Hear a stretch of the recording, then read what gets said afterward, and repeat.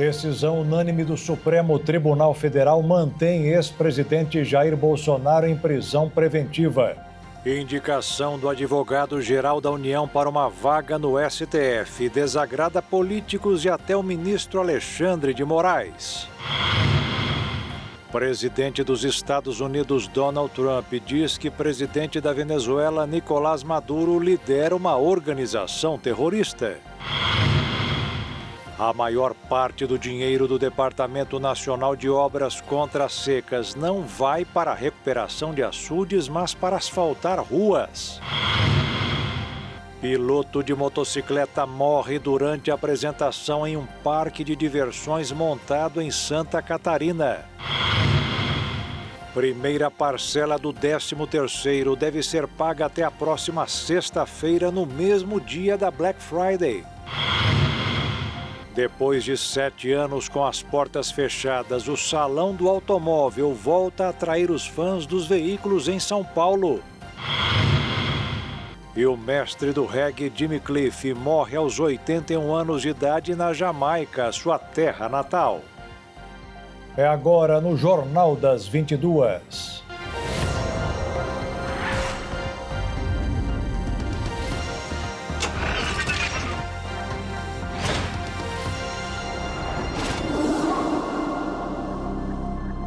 Olá, boa noite.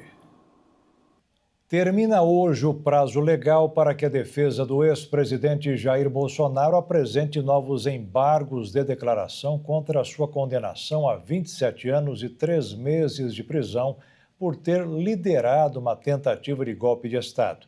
No sábado, Bolsonaro foi preso após ter tentado violar sua tornozeleira eletrônica com um ferro de solda. Ele está em uma sala da Superintendência da Polícia Federal em Brasília. Para falar sobre a prisão e a decisão dos ministros do STF, vamos conversar com o nosso repórter Bruno Tibério. Boa noite, Bruno.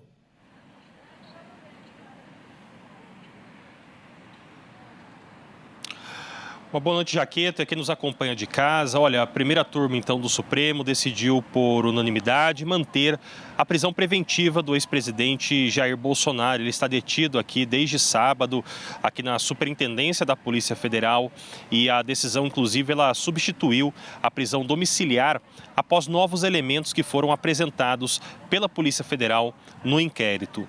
O julgamento, ele ocorreu no dia de hoje, em sessão virtual extraordinária. Ela começou ali por volta das 8 horas da manhã. A ministra Carmen Lúcia, ela foi a última a votar e, inclusive, acompanhou integralmente o relator, o ministro Alexandre de Moraes. Segundo o relator, houve um descumprimento reiterado de medidas cautelares que foram estabelecidas anteriormente. O ministro, inclusive, destacou a violação do monitoramento eletrônico que foi registrado na noite da última sexta-feira, fato esse, inclusive, que foi até mesmo admitido por Bolsonaro na audiência de custódia. Moraes também mencionou episódios que, de acordo com a decisão, apontariam a intenção de fuga, além da atuação de aliados ali em circunstâncias que poderiam comprometer, então, a execução da pena.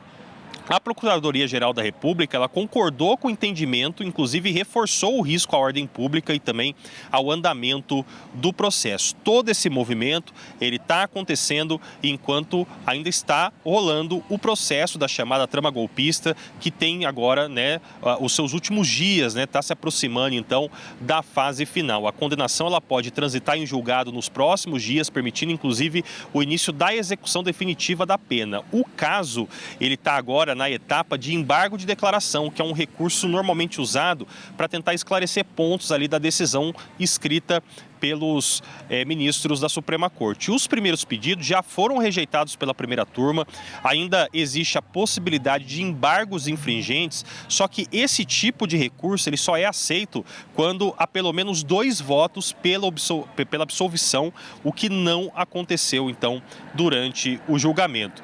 Então, com o fim das possibilidades de recurso, a execução da pena ela passa a ter início, a prisão preventiva ela é encerrada e aí Bolsonaro, então, passa a cumprir a condenação condenação em regime fechado em local que ainda vai ser definido pelo ministro Alexandre de Moraes. Então não se sabe se será na Papuda, se será na sua residência ou se será em alguma das celas da Polícia Federal.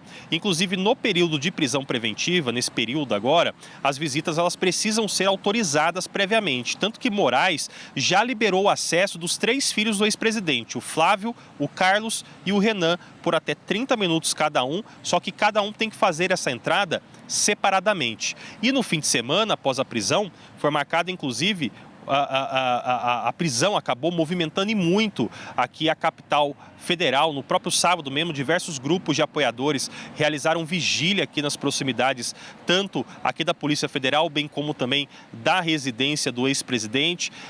Registramos diversos momentos aqui, eu passei todo o dia de sábado aqui acompanhando tudo o que estava acontecendo, então foram feitos registros, inclusive, de diversas confusões entre apoiadores e não apoiadores de Jair Bolsonaro.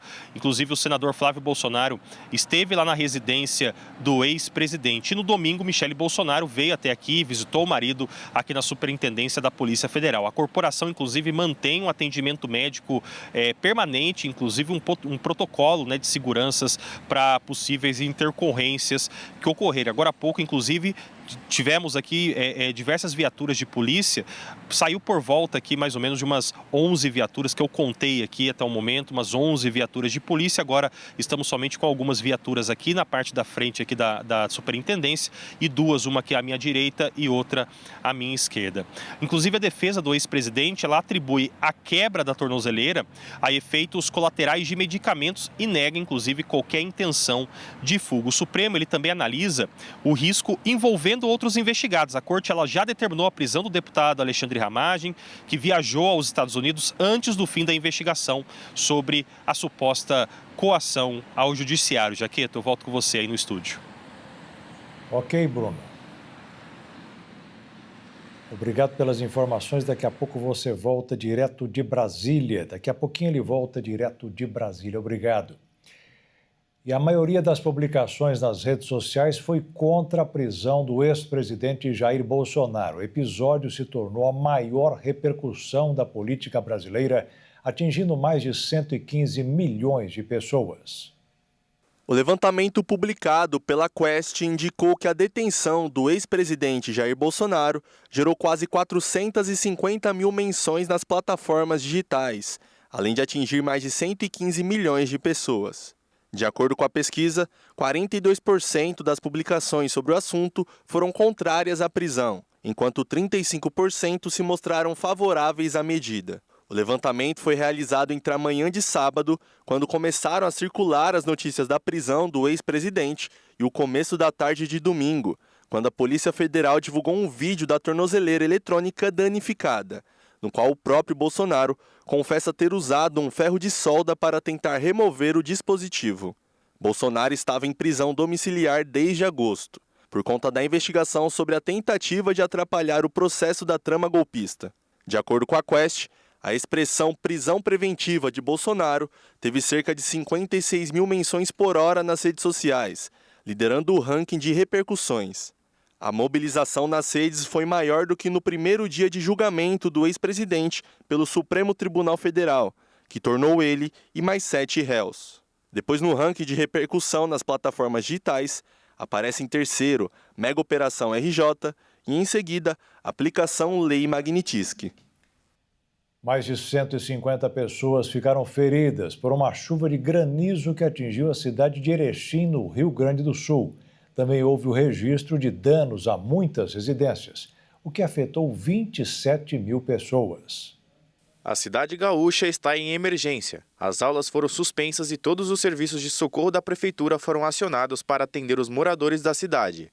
O governador Eduardo Leite, do PSD, também liberou R$1,5 milhão para a compra de telhas, necessárias para o reparo das casas. Segundo o Climatempo, o granizo é formado por pedaços de gelo que surgem dentro das chamadas nuvens de frias, já que parte delas apresenta temperaturas abaixo de zero, e é justamente nessa região que ocorre a formação do granizo. Dentro das cumulonimbus, as pedras de gelo crescem até ficarem pesadas demais para serem sustentadas pelas correntes ascendentes da nuvem. Quando isso acontece, elas caem, mas derretem no caminho, até ficar do tamanho de uma pedra, do tamanho de uma bola de tênis ou de um ovo. A imprensa local estimou que ao menos 20 bairros foram atingidos pelas pedras de gelo. Segundo a Defesa Civil, 3 alertas foram enviados para a região. O prefeito de Erechim, Paulo Polis, afirmou que não houve nenhuma morte decorrente do temporal e que as autoridades já estão atuando para restabelecer o quanto antes os serviços públicos e distribuírem lonas para a população afetada. De acordo com a prefeitura, 35 escolas sofreram danos na tempestade. Todas as aulas foram canceladas. Já choveu forte hoje no Rio de Janeiro e a previsão da meteorologia é da formação de um ciclone durante a madrugada nas regiões norte, oeste ou sudeste. Em Goiás, a cidade de Verde foi atingida por ventos de mais de 100 km por hora, provocando estragos em várias áreas da cidade. Também foram registrados temporais e destruição em mais de 30 cidades de Santa Catarina. O Parque Temático Beto Carreiro World, em Santa Catarina, suspendeu as apresentações e atrações de motocicletas de manobras radicais após um piloto morrer ao se chocar contra uma rampa. O piloto de 36 anos participava de um show quando, ao saltar, bateu na estrutura quando aterrissou. O que era para ser uma tarde de diversão terminou em tragédia. Durante uma apresentação de manobras radicais, Lurique Ferrari, de 36 anos, morreu após se chocar com uma das rampas. O acidente aconteceu quando o motociclista saía de uma rampa e iria descer por outra, logo atrás de outro piloto que conseguiu completar a manobra. Ferrari, porém, saltou da primeira rampa, mas bateu com a cabeça no início da segunda estrutura e caiu no chão. As imagens foram divulgadas pelos espectadores. Após o acidente, o piloto foi levado ao hospital no município de Itajaí, onde passou por uma cirurgia, mas não resistiu aos ferimentos. O parque temático suspendeu todas as outras apresentações da atração e informou que iniciou os protocolos internos para entender as circunstâncias do acidente, além de descrever o episódio como um momento de dor indescritível. O Beto Carreiro World emitiu uma nota lamentando a morte do piloto e afirmou estar acompanhando a família. E a seguir, indicação do advogado-geral da União para uma vaga no STF desagrada políticos e até o ministro Alexandre de Moraes.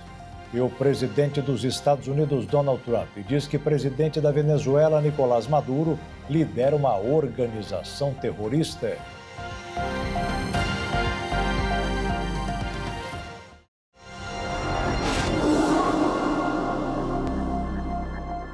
O presidente do Senado, Davi Alcolumbre, rompeu com o governo após o presidente Lula indicar o advogado-geral da União, Jorge Messias, ao Supremo Tribunal Federal. O senador Davi Alcolumbre ironizou o indicado, dizendo: começou bem, comunicando-se com ele via imprensa em vez de um contato comigo. Em apoio ao presidente do Senado, o ministro Alexandre de Moraes também é contra a indicação e defende que há outros nomes para a vaga deixada por Luiz Roberto Barroso, o que preocupa o presidente Lula. Vamos voltar a Brasília para falar desse mal-estar entre legislativo e governo com o repórter Bruno Tibério. Não está fácil, né, Bruno?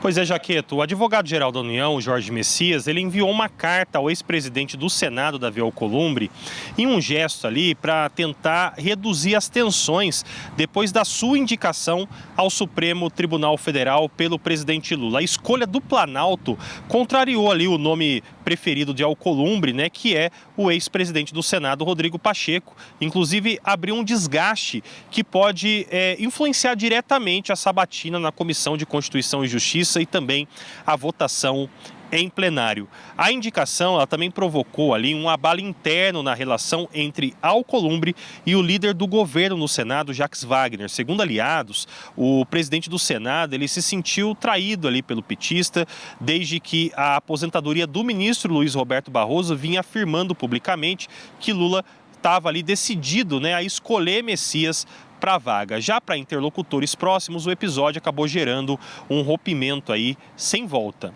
Na carta, Messias ele se coloca ali as perguntas dos senadores, elogia o papel institucional de Alcolumbre e também lembra ali a convivência que tiveram durante o período em que ele atuou na casa. Ele também afirma que pretende conversar ali apenas, né, com os parlamentares, individualmente ali com os parlamentares, para tentar apresentar a sua visão sobre o judiciário e também como pretende atuar no Supremo, caso ele tenha então o seu nome aprovado, né? Então essa carta ela tem justamente o objetivo de tentar reduzir o calor então de todos esses movimentos que estão acontecendo, principalmente por conta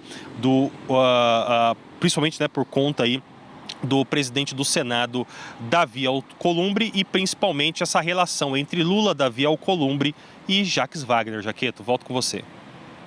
Ok, muito obrigado pelas informações, Bruno, e uma boa noite. O governador de Goiás, Ronaldo Caiado, foi submetido hoje a uma cirurgia no coração para corrigir uma arritmia, que é o batimento irregular do órgão. Ele foi internado no último sábado, quando passou mal. Segundo o boletim divulgado pelos médicos do Hospital Nova Star, onde foi feito o atendimento, o governador goiano está bem, acordado e não deverá ficar muito tempo internado. 200 toneladas de obstáculos foram retiradas hoje pela Polícia Civil do Rio de Janeiro durante a primeira etapa da Operação Barricada Zero na capital e em mais 4 municípios. 5 pessoas foram presas por trabalharem para impedir o trabalho das forças de segurança contra os criminosos. O governo do estado do Rio de Janeiro deu início nesta segunda-feira à Operação Barricada Zero, uma ação integrada voltada para a remoção diária de barricadas instaladas por organizações criminosas. A ação é coordenada pelo Gabinete de Segurança Institucional e envolve as polícias militar e civil, além de diversas secretarias estaduais e as prefeituras dos municípios envolvidas. As ações de hoje aconteceram simultaneamente em 5 municípios da região metropolitana: Rio de Janeiro, Duque de Caxias, Nova Iguaçu, Queimados e São Gonçalo. A ofensiva começa uma semana após o governador Cláudio Castro reunir no Palácio Guanabara prefeitos e representantes de 12 municípios para apresentar a versão ampliada do plano. Durante o encontro, o governo detalhou a estratégia de retirada contínua de 13.604 barricadas mapeadas pelo estado, número identificado pelo Instituto de Segurança do Rio por meio de denúncias, imagens de drones e registros policiais. A Barricada Zero será executada com um modelo de divisão de responsabilidades. O Estado atuará com um maquinário pesado e as prefeituras serão responsáveis pelo apoio logístico, como a retirada de entulho, aterramento de valas, requalificação urbana e definição dos locais de descarte. A escalada levou à formulação do plano que surge após a mega operação nos complexos do Alemão e da Penha, há 3 semanas, que terminou com 121 mortos e tornando-se a operação mais letal da história do Rio. A população poderá acionar o Disque Denúncia por canais exclusivos para relatar as ruas fechadas. A crise entre Estados Unidos e Venezuela ganhou um novo capítulo. O governo de Donald Trump acusou o líder venezuelano de ser o chefe de um grupo terrorista. Em resposta, a Venezuela acusa o governo americano de criar uma narrativa inexistente para se apropriar do petróleo do país. Entrou em vigor uma medida do Departamento de Estado dos Estados Unidos que nomeia o Cartel de Solis como uma organização terrorista estrangeira. O grupo seria supostamente composto por membros do governo venezuelano e liderado por Nicolás Maduro. Com a nova classificação, o governo de Donald Trump pretende ampliar sua autoridade para agir na Venezuela, em meio a uma escalada de tensão que teve ataques militares do país a embarcações supostamente ligadas ao tráfico de drogas, além de deslocamentos de navios de guerras, fuzileiros navais, porta-avião e caças em direção ao Mar do Caribe. A nova medida autoriza Trump a impor novas sanções contra bens e infraestrutura de Nicolás Maduro. Vale lembrar que desde o início de setembro, os Estados Unidos operam contra o narcotráfico em águas internacionais no Mar do Caribe e no Oceano Pacífico. As ações já resultaram em 21 ataques a 22 embarcações e mais de 80 mortes. O governo venezuelano acusa os Estados Unidos de querer forçar um pretexto para se apropriarem do petróleo. No último final de semana, a agência Reuters informou que os Estados Unidos estão prestes a lançar uma nova fase de operações na Venezuela, enquanto o governo de Trump intensifica a pressão sobre o governo de Nicolás Maduro. Porém, ainda não está claro o momento exato ou o âmbito das novas operações, nem se o líder republicano já tomou alguma decisão final sobre a implementação dessa nova fase. De acordo com a alta cúpula de Washington, as opções em avaliação pelo governo incluem uma tentativa de derrubar Maduro do poder. A Europa apresentou uma contraproposta ao plano do presidente dos Estados Unidos, Donald Trump, para acabar com a guerra da Rússia com a Ucrânia. O governo de Volodymyr Zelensky considerou que a concessão de territórios é um dos principais problemas para um acordo. O Reino Unido, Alemanha e França apresentaram uma proposta alternativa ao plano apresentado por Donald Trump. O projeto do líder americano tem 28 pontos e gerou críticas na semana passada e foi visto como pró-Rússia por autoridades europeias e ucranianas. Diante disso, foram apresentadas algumas mudanças nas condições do texto promovido pelo governo Trump durante negociações em Genebra no final de semana. O ministro das Relações Exteriores da Alemanha afirmou que no decorrer das negociações realizadas no domingo em Genebra entre representantes europeus e dos Estados Unidos, todos os pontos do plano de Washington para a paz na Ucrânia relativos à União Europeia e à Organização do Tratado do Atlântico Norte foram eliminados. Outro ponto central que a União Europeia pediu para ser removido é o que estipulava que a Ucrânia retirasse suas tropas da parte que ainda controla na região leste de Donbass. Os países propuseram a atual linha de contato como referência para a divisão de territórios e sugere que a Ucrânia se comprometa a não tentar recuperar nenhum território por meios militares. O projeto defende ainda que a Ucrânia possa construir um exército de até 800 mil soldados, superior aos 600 mil propostos pelos Estados Unidos. O plano europeu também não aceita que 100 bilhões de reais em ativos russos congelados no Ocidente sejam investidos em esforços de reconstrução liderados pelos Estados Unidos na Ucrânia, que, de acordo com um ponto do plano inicial que os europeus querem alterar, se beneficiariam de metade da receita gerada por esse investimento. A União Europeia também rejeita a reintegração imediata da Rússia no sistema de comércio internacional e opta, em vez disso, por um levantamento gradual das sanções. Segundo a publicação britânica Financial Times, o documento resultante das reuniões de Genebra foi reduzido a 19 tópicos. Depois de uma reunião entre o secretário de Estado americano Marco Rubio e representantes da União Europeia, Rubio afirmou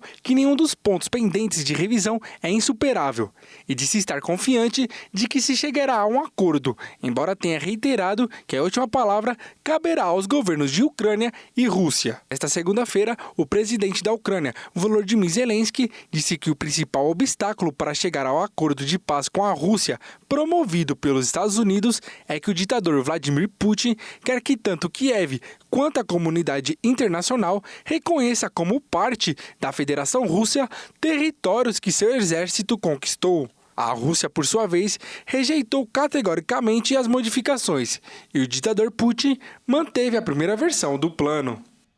E a seguir, especialistas recomendam cautela e organização com dinheiro da primeira parcela do 13º, que deverá ser paga até a próxima sexta-feira. E a maior parte do dinheiro do Departamento Nacional de Obras contra as Secas não vai para a recuperação de açudes, mas para asfaltar ruas.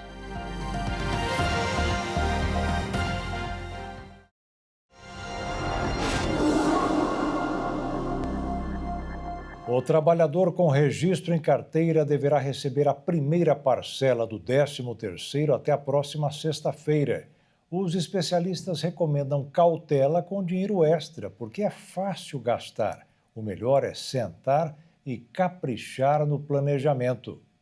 A primeira parcela do 13º salário, benefício pago a trabalhadores com carteira assinada e a servidores públicos, deverá ser paga até a próxima sexta-feira, último dia útil bancário do mês. Aposentados e pensionistas do INSS que se aposentaram a partir de maio deste ano poderão receber o auxílio a partir desta segunda. O valor pago em novembro corresponde à metade da remuneração mensal, sem descontos de impostos de renda e INSS. A segunda parcela, que é a outra metade do salário, deve ser paga até o dia 20 de dezembro. Esse segundo depósito é feito com os descontos sobre o valor total. O benefício deve ser depositado no mesmo dia em que acontece a Black Friday. Essa combinação tem de injetar quase 370 bilhões de reais na economia brasileira. O valor equivale a cerca de 2,9% do PIB e beneficiará 95,3 milhões de brasileiros. Os especialistas recomendam que a utilização do valor seja feita com cuidado e planejamento.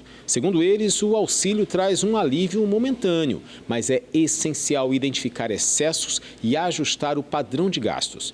Antes de direcionar o dinheiro ao pagamento de dívidas antigas, é fundamental equilibrar o orçamento mensal, cortar desperdícios e reorganizar compromissos. O ponto central é que o desequilíbrio está no dia a dia. Sem uma limpeza financeira que reduza excessos como assinaturas de streaming pouco usadas, gastos frequentes com delivery e consumo descuidado de água e energia, por exemplo, o dinheiro acaba sendo absorvido pelo descontrole. O recomendado é que o consumidor elabore um plano antes das promoções e festas. O gasto do 13º só é vantajoso quando está previamente definido e só faz sentido se 3 condições forem atendidas. O consumidor saber exatamente o que quer comprar e já está acompanhando o preço do produto, o desembolso que não compromete outras necessidades e se a compra agrega valor, seja prático ou emocional.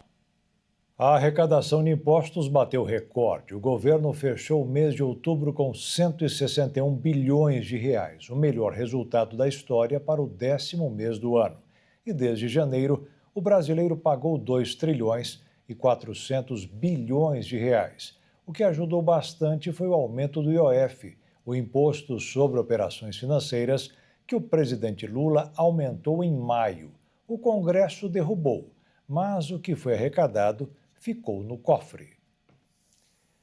O mercado financeiro começou mais uma semana de olho no calendário. Nada sobre o que aconteceu hoje. Primeiro, sobre o índice de inflação do Brasil, que será divulgado depois de amanhã. Depois, sobre o que poderá acontecer no mês que vem. Com a taxa de juros nos Estados Unidos como consequência, o resultado foi morno. O dólar registrou uma leve queda, cotada em R$ 5,39. E a Bolsa de Valores recuperou a baixa da última sexta-feira e subiu 0,33% e 155.278 pontos foi o fechamento. O dono do Banco Master, Daniel Vorcaro, foi transferido da carceragem da Polícia Federal para o Centro de Detenção Provisória de Guarulhos, em São Paulo.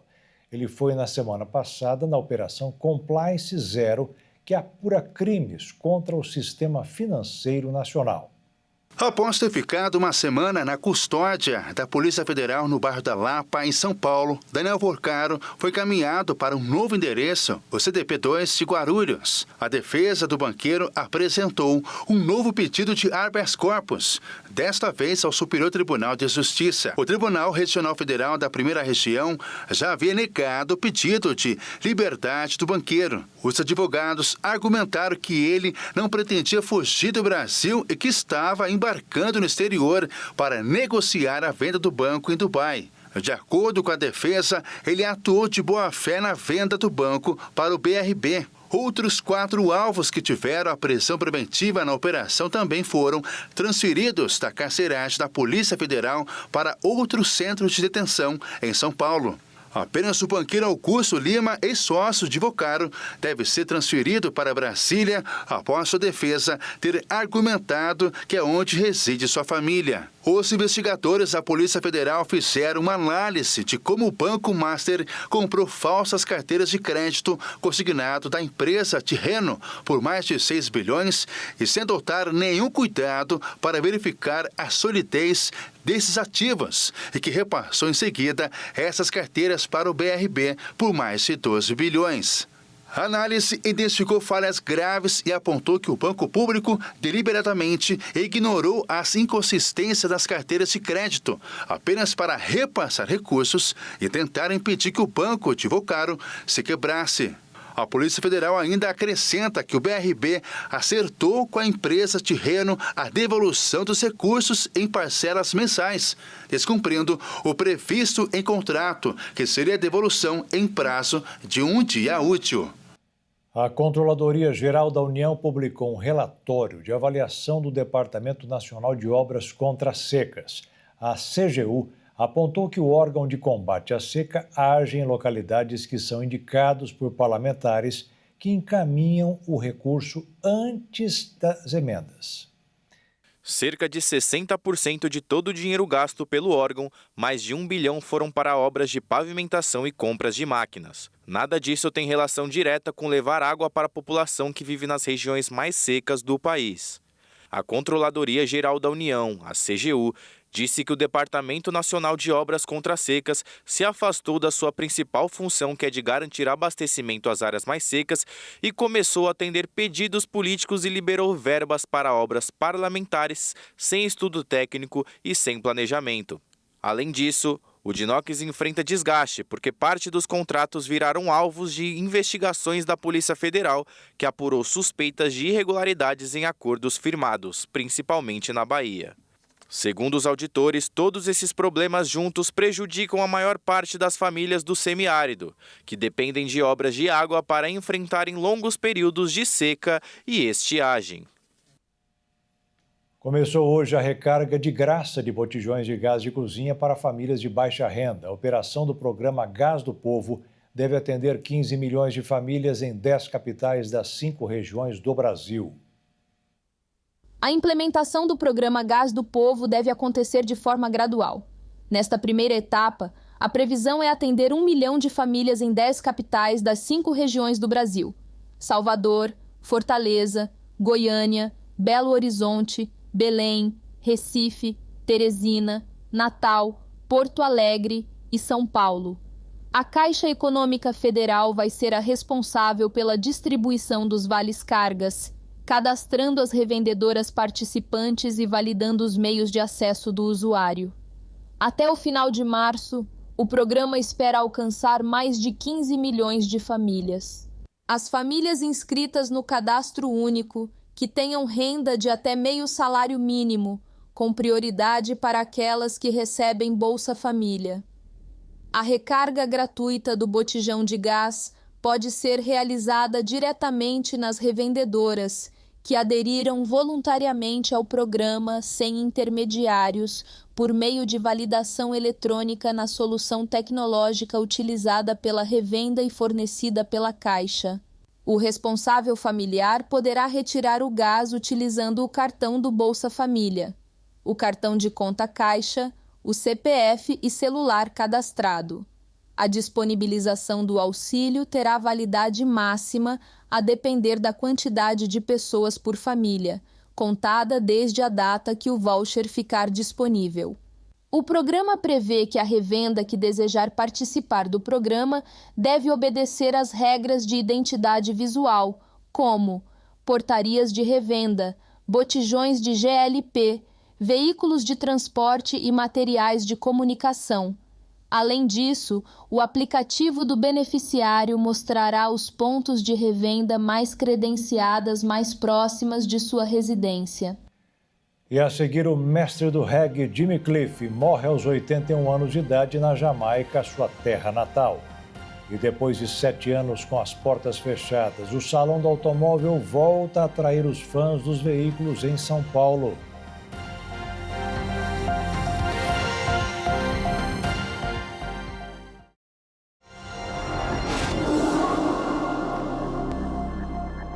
Um menino ficou preso em um armário de banco destinado para o guarda-volume. O garoto foi resgatado por uma guarnição da PM de Paranaíba, no Mato Grosso do Sul.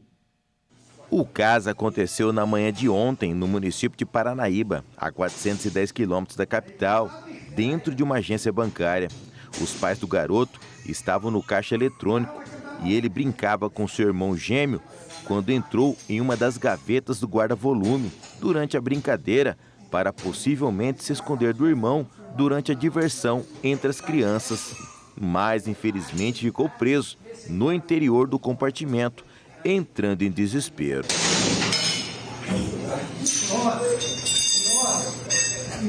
Não só ele, como os pais, que pediram ajuda a uma guarnição da Polícia Militar, que foi até o local para atender a ocorrência, sendo que o policial utilizou uma chave de roda para abrir a porta metálica e retirar a criança com segurança.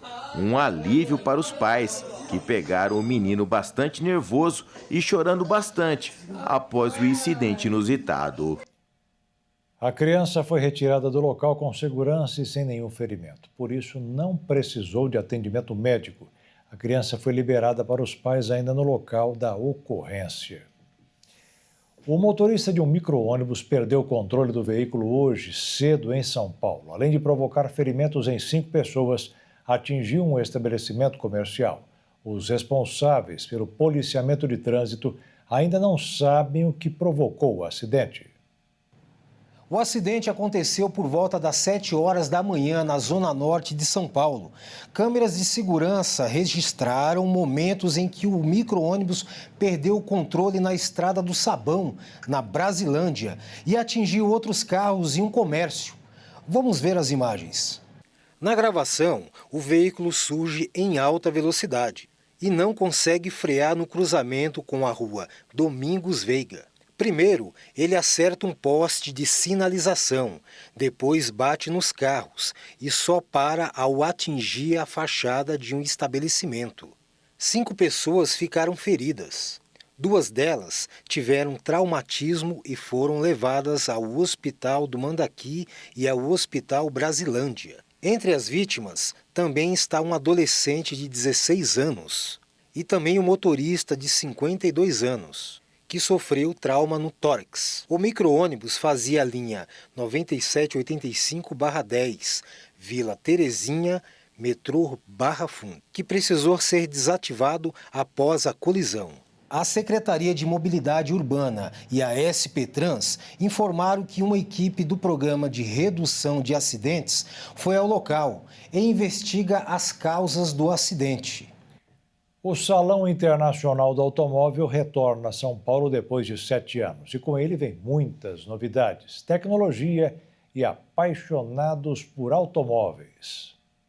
São máquinas potentes, luxuosas e com alta tecnologia.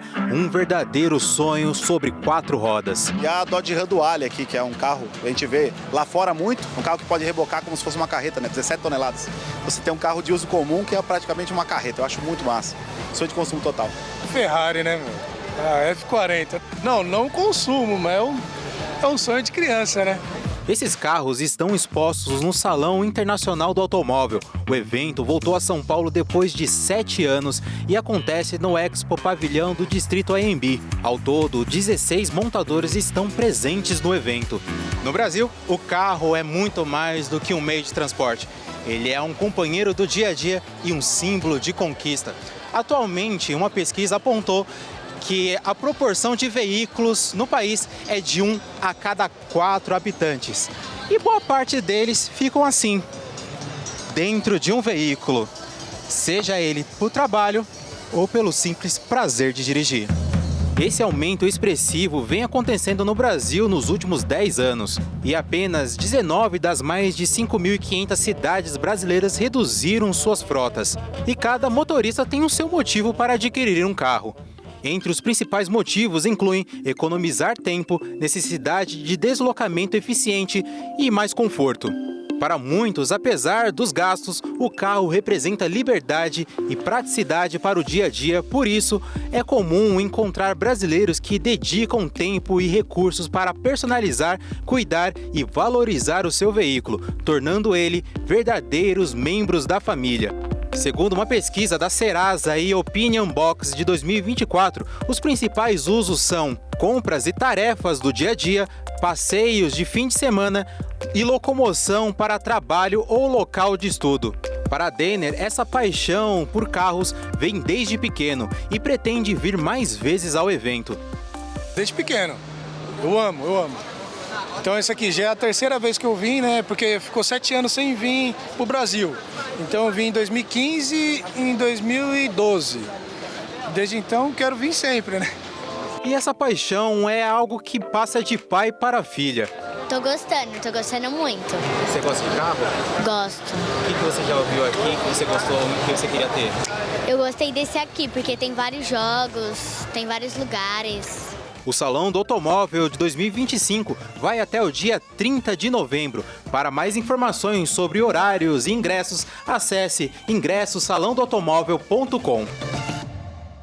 Neste fim de semana aconteceu o último encontro do ano dos Homens que Vencem da Igreja Internacional da Graça de Deus. Mais um momento de conexão total de quem conhece o caminho certo com o nosso Criador. O último encontro dos Homens que Vencem de 2025 já começou com aquele sentimento de despedida. Mas com a casa cheia, ninguém queria perder a atenção um segundo sequer. Aí continua falando aqui, ó. Porque Deus enviou o Filho ao mundo para que não condenasse o mundo, mas para que o mundo fosse salvo. Ele sabe o que é o mundo. O que as pessoas estão fazendo nas discotecas, nos motéis. Mas Ele quer salvar. Instantes antes do evento começar, o pastor Carlos Silva, que é o líder dos Homens que Vencem na sede, falou sobre a expectativa que cercava esse grande culto. Creio que vai ter homem quebrantado, com o coração aberto, creio que a palavra vai ser direcionada, creio que vai gerar fé no coração deles. Mas o momento que eu gosto é o momento dos testemunhos, sabe? E é bonito ver Jesus fazendo aquilo que Ele fez e está registrado nas Sagradas Escrituras. É bonito a gente ver Ele fazendo hoje. Realmente Deus agiu. Em cada momento do evento, era nítido o quanto os homens aproveitavam ao máximo, afinal, o próximo é só no ano que vem. Apesar deste ser o último Homens que Vencem de 2025, duas coisas não mudaram: a alegria de cantar e a paixão por Jesus. Apaixonado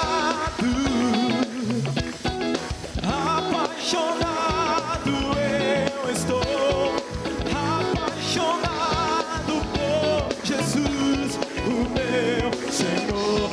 E agora já começa o momento de pensar no ano que vem. Para o pastor Geberson, 2026 será com certeza mais um ano de bênçãos. E a expectativa para o ano que vem é grande, grandes alegrias, grandes novidades e também, sendo 2026, como o pastor tem determinado, o ano da remissão, o ano de bênçãos para o HQV de São Paulo.